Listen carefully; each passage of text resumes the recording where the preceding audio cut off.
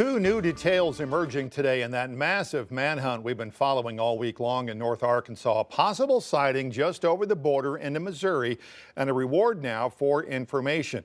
We're told the Howell County Sheriff's Office in Missouri has deputies on high alert after someone reported seeing a suspicious person resembling Grant Hardin, the convicted killer who escaped the North Central Unit in Calico Rock 5 days ago.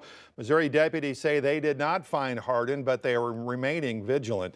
5 News reporter Lauren Spencer is in Calico Rock. And Lauren, investigators are really having to deal with really a bad, tough terrain right now.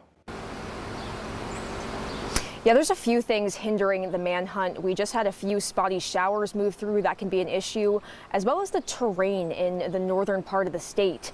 It's a beautiful area, but the terrain and the environment, the ruggedness of it is proving to be quite a challenge, ADC says. From caves to abandoned buildings to hills to rivers and streams, the Arkansas Department of Corrections says they're not ruling anything out for where Hardin could be. You know, one of the challenges that we have for this area is it is very, as you can see, it's very hilly, it's very rocky. There's a lot of places where it's very narrow to get in and it's very narrow to get out. Hardin, a former law enforcement officer with local roots, may have a home field advantage in these woods.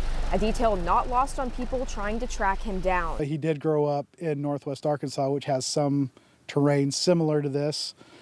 You know, there's a lot of caves around here. There's a lot of hills, and so understanding that he may have that sort of familiarity provides a challenge. This footage really encompasses all the ways Hardin could be on the run. He could have caught a ride, hopped on a train, floated down the river, or be camped out in a cave. As time goes on and somebody's on foot, they can cover a lot more ground. And so just making sure, looking at possible, roads, possible, following streams, following whatever maneuvers people would take. Right now, teams are rotating through the rough and often dangerous terrain where narrow entry points and poor visibility make even coordinated movements a challenge. We've had a couple instances, I know, during this search where it's been hard we have too many people in one place and units are on top of each other trying to get in and out. It's kind of hampering us.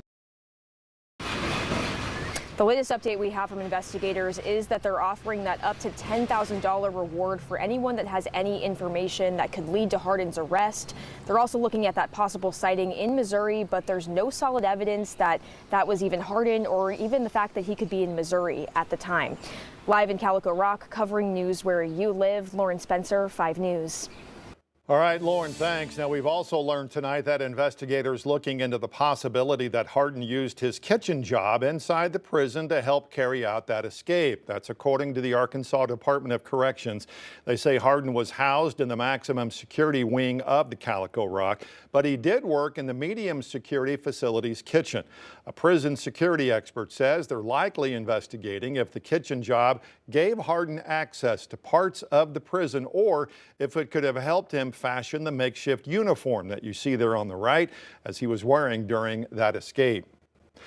Also developing tonight, we've learned that a man accused of stabbing 2 Sebastian County deputies is expected to appear in court tomorrow, not for the stabbing though, but for another murder. John Anthony Cole is expected to make a plea on charges for the death of Jeremiah Hawthorne in October of 2021. He's also facing charges for that jailhouse stabbing of 2 deputies this month. Both deputies were injured. One needed surgery following the stabbing. Now, the murder trial for Hawthorne's death will be Cole's second. He was convicted of a murder in Arizona this year and sentenced to 31 years in prison before he was brought to Fort Smith to face charges here. An architecture and engineering contract is approved now for that Franklin County State Prison build. 5 News reporter Kayla Davis in the newsroom now. And Kayla, the Arkansas State Board of Corrections approved it, but it does come with some stipulations. Yeah, that's right, Darren. That vote was actually to tentatively approve the contract.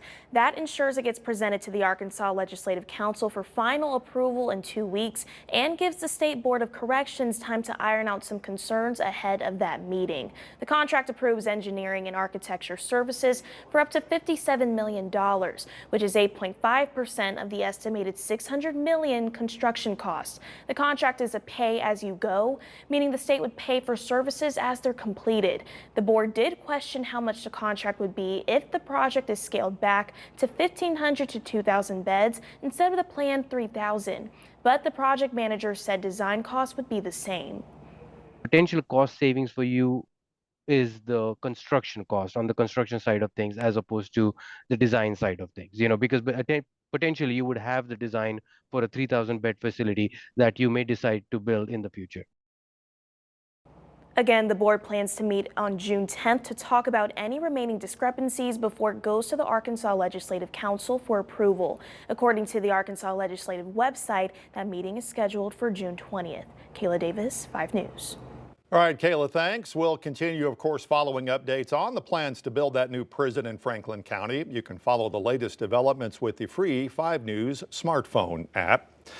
After a landmark decision this week, a billion-dollar lithium mining business in Arkansas is on the brink of moving to the next level. As Maya Ellison explains, this week's ruling gives landowners living on top of the lithium deposits in South Arkansas an idea of how much money that might be coming their way. All in favor? Motion passes unanimously, 9 votes to none. That's the State Oil and Gas Commission unanimously approving what's called a royalty rate request by Standard Lithium and its business partner Equinor. It means landowners in specific counties in southwest Arkansas stand to make hundreds of dollars a month, and companies like Standard Lithium potentially millions. What is the Smackover Formation? So Smackover Formation is a geologic unit, and this is a type of sedimentary rocks.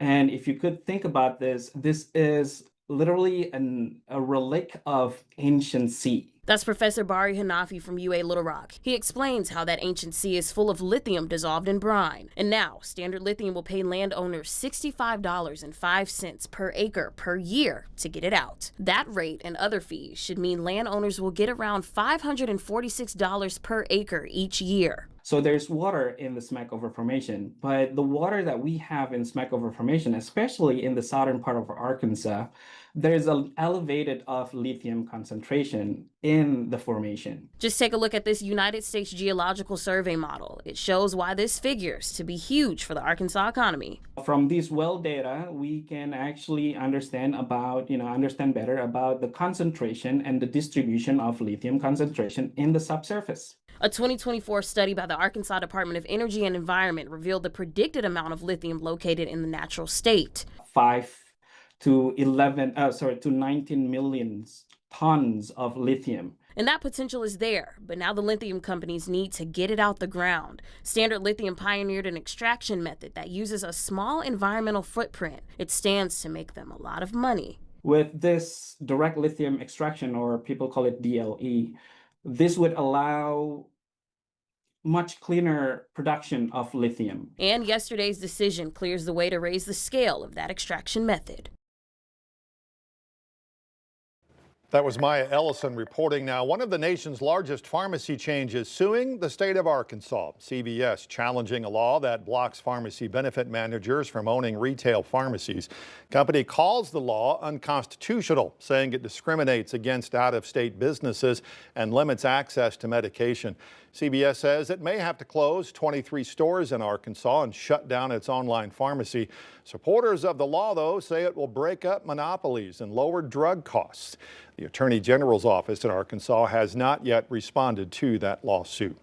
A national effort to reduce homelessness in America is happening in Fayetteville this week. New Beginnings NWA is hosting the Washington, D.C. based advocacy group this week for what's called the Lived Experience Training Academy. The goal is to equip community advocates with experience to help prevent homelessness in their communities. And our program really works to lift leadership skills, make sure that people are equipped to make public policy more inclusive.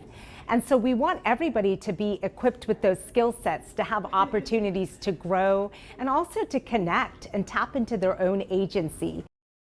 New Beginnings NWA says 12 local advocates will be graduating from this week's training academy.